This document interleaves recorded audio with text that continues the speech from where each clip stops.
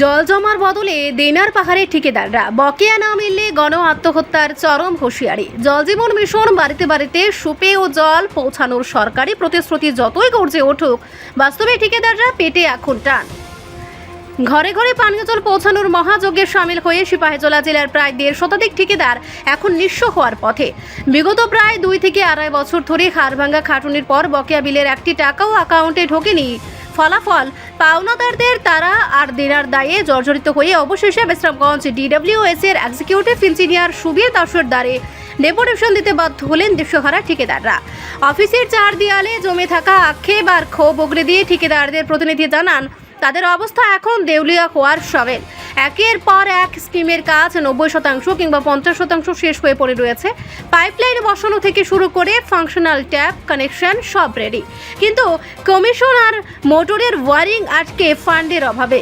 কাজের বিল তো দূর, বহু আগে শেষ হওয়া প্রজেক্টের পারফরম্যান্স ব্যাংক গ্যারান্টি কিংবা EMDর জমানো টাকাও রিলিজ করছে না প্রশাসন। স্বভাবতই প্রশ্ন উঠছে, সরকারের এই তথাকথিত উন্নয়ন রথে সওয়ার হয়ে ঠিকাদাররা কি তবে আত্মহত্যার পথে বেছে নেবেন? এক্সিকিউটিভ ইঞ্জিনিয়ারের কাছে ডেপুটেশন দিয়ে তারা সরাসরি রাজ্য সরকারের শীর্ষ মহল ও মুখ্যমন্ত্রীর দৃষ্টি আকর্ষণ করেছেন। স্পষ্ট জানিয়ে দেওয়া হয়েছে, আগামী 2 মাসের মধ্যে অর্থাৎ আসন্ন দুর্গাপুজোর পূর্বে যদি সমস্ত বকেয়া মিটিয়ে না দেওয়া হয়, তবে কোনো অনাকাঙ্ক্ষিত অঘটন ঘটলে তার পূর্ণ দায়ভার বহন করতে হবে রাজ্য সরকার ও সংশ্লিষ্ট দপ্তরকে। অন্যদিকে DWS এর এক্সিকিউটিভ ইঞ্জিনিয়ার সুবীর দাস পরোক্ষভাবে ফান্ডের অভাবের কথা স্বীকার করে নিয়েছেন।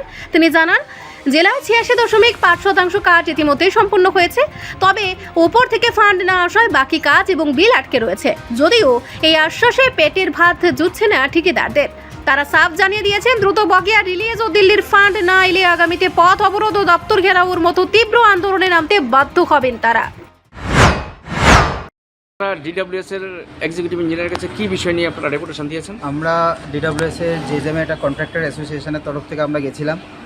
আমরা দীর্ঘ 2 বছর আড়াই বছর ধরে আমরা কাজ করে চলেছি, তার এখনও পর্যন্ত কোনো পেমেন্ট পাইনি। অনেক কাজ আছে যেগুলো 90% হয়ে গেছে, সেগুলোরও কাজ পাইনি। অনেক 50% হয়েছে, কাজ হয়নি, কাজের আমরা পেমেন্ট পাচ্ছি না।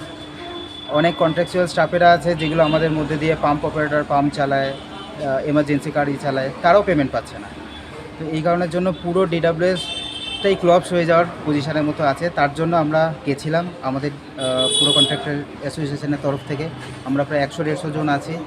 তার আমাদের এমন অবস্থা হয়ে গেছে, আমাদের মানে দেউলিয়া হয়ে যাওয়ার মতো পজিশন আমরা তৈরি হয়েছে। এবং আমাদের অনেক কন্ট্রাক্টররা আছে যারা সুসাইড পর্যন্ত করতে পারে। আগামী 2 মাসের মধ্যে যদি পেমেন্ট না হয়, পুজো পর্যন্ত যদি না পেমেন্ট হয়, এমন কন্ট্রাক্টররা আছে তারা সুসাইড পর্যন্ত করতে পারে এবং এটার দায়ও সরকারকে নিতে হতে পারে।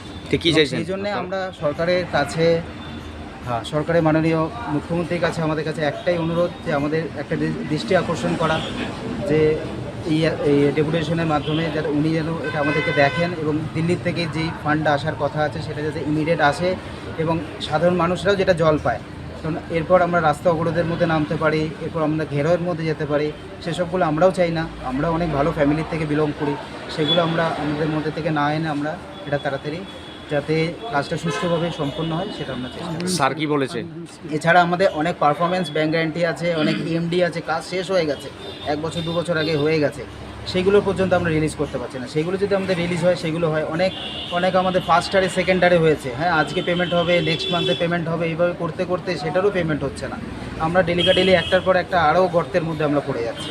এটা আমাদের পক্ষে আর দীর্ঘ টাইম ধরে আর চালানো সম্ভব হচ্ছে না। এটা আমরা একটা সুষ্ঠু প্রতিকার চাই আমাদের মাননীয় সরকারের কাছে। স্যার কি বলেছে?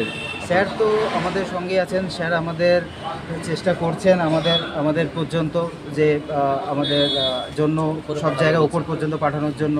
ওনার তরফ দিয়েই আমাদেরকে যেতে হবে, ওনার মাধ্যমে আমাদেরকে যেতে হবে, এক্সিকিউটিভ স্যারের মাধ্যমে। এবং আমরা রিপোর্টার সব ভাইদেরকেও বলছি যাতে আমাদের কথাটা আরও ভালোভাবে প্রচার হোক এবং আমাদের কাছে সেটা। রিপোর্ট সংবাদ প্রতীক্ষা।